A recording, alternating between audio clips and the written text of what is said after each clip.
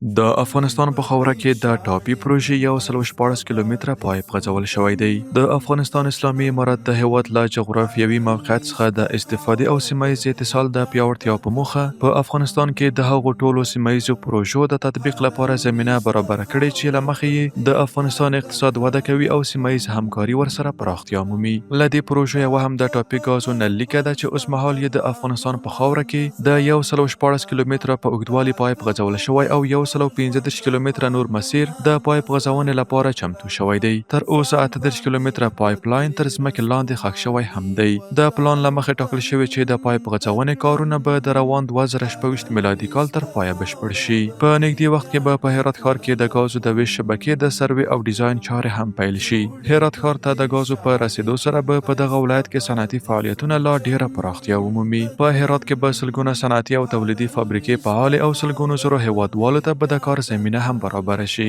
له دې ګازو به د برېښنا د تولید په برخه کې هم استفاده وشي چې په دې سره به صنعت د پام وړ پرمختګ وکړي او په وارداتي برېښنا به د افغانستان د کیا راکمه او ګڼو هیوادوالو ته به برېښنا ورسیږي. د یادونې وړ ده چې د ریاست الوزرا اقتصادي مرستیال محترم ملا عبدالغني برادر اخوند د افغانستان په خاوره کې د ټاپي پروژې له عملي چارو لیدنه کړې او وخت پر وخت له ترکمن لوري سره د کارونو پر وخت تر سره کېدو په اړه خبرې کړې دي او هغوی ته د هر ډول همکارۍ ډاډ ورکړی دی.